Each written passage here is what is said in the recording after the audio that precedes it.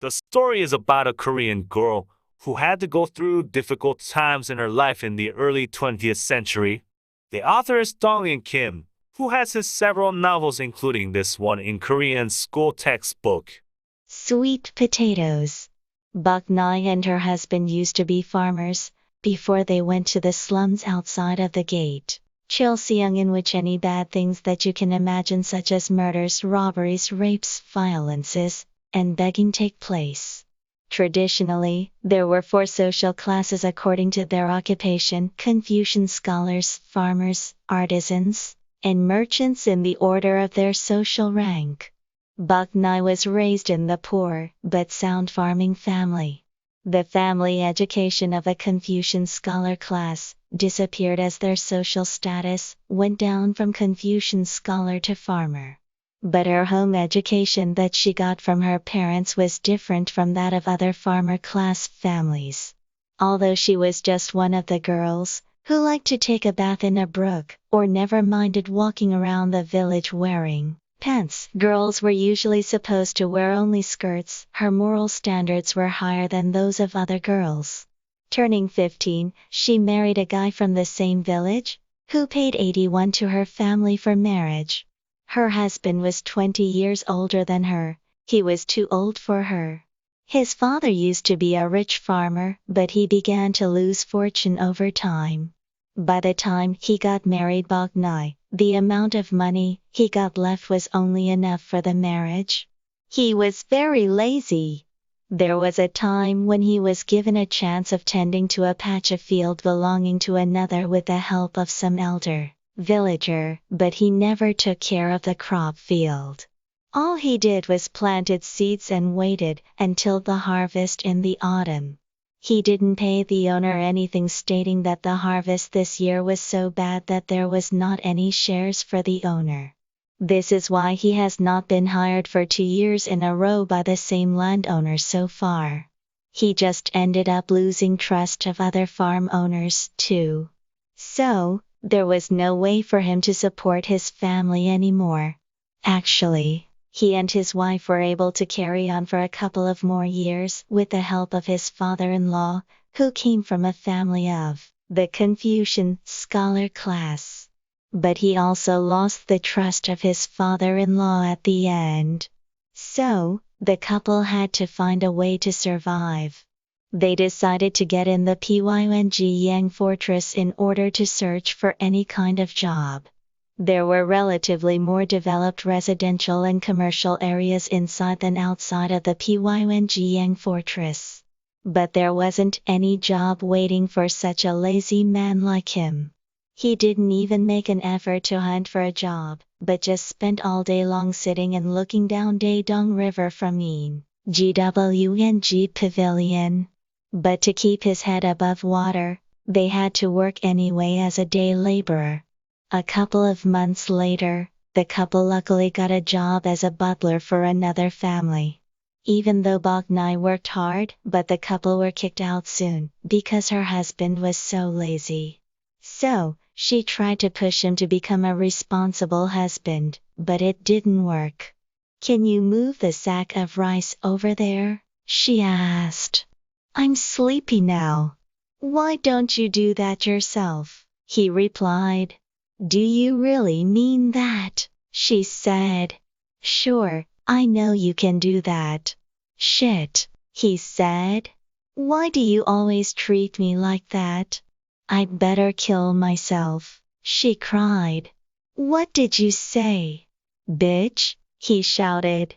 This sort of argument took place all the time, and they couldn't work there anymore. The only place to live they could think of was the slum outside of the Chilseong Gate. Most of the people there were beggars. They also did something bad such as theft, prostitution, and several other bad things. So it's natural for Bok Nai to become one of the beggars there. But she wasn't good at begging, because she was too young and too healthy for a beggar. She was only 19 years old. Pyongyang citizens didn't give anything to Bok Nai because they thought she could support herself. She always tried to get the money from them by making fake excuses, such as her husband was dying of a disease. But that didn't work for her because the citizens were already familiar with those excuses.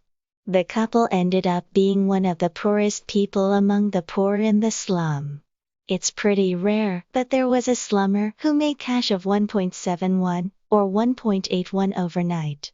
The luckiest guy in the slum started his own business of selling tobacco, after making 401 after just one night.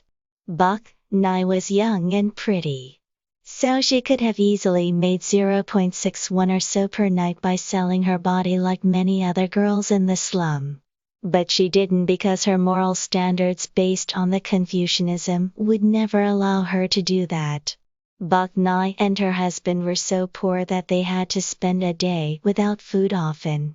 Pine caterpillars were overrunning in the pine grove that had a Gija grave, one of the historical figures, so the city decided to hire slum girls for getting rid of the pine caterpillars, as a way to grant them a favor.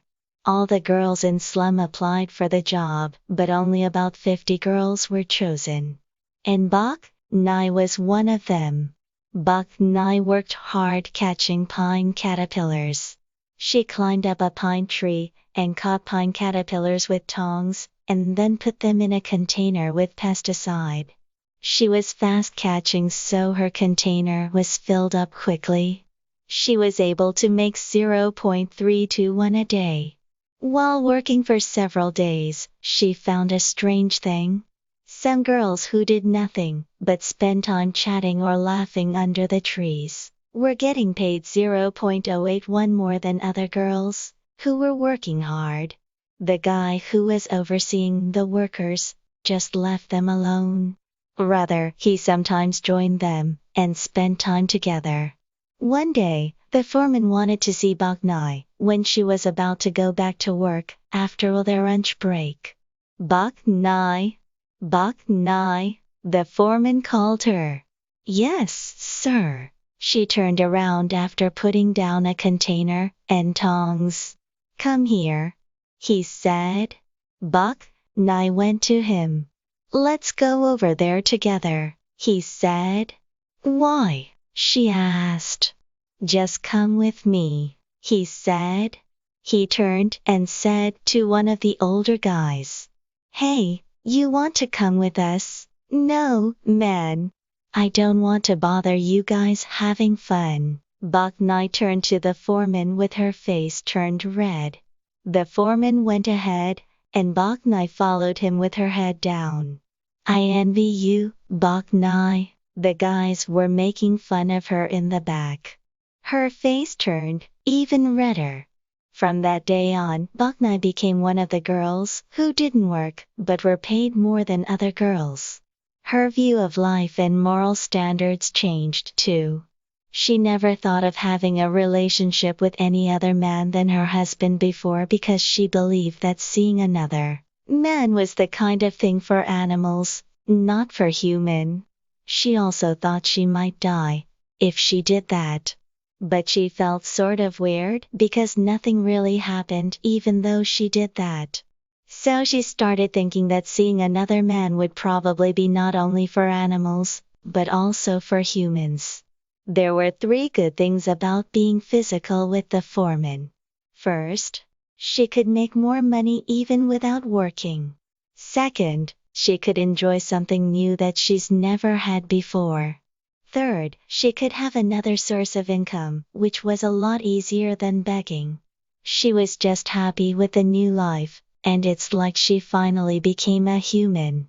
She began to put powder on her face. A year later, she got more familiar with her new life. She and her husband were able to enjoy better life financially in the slum. So her husband was happy, and she became prettier. How much did you make? Bok Nai asked one of the street beggars, who seemed to make more money than others. Not that much today, he replied.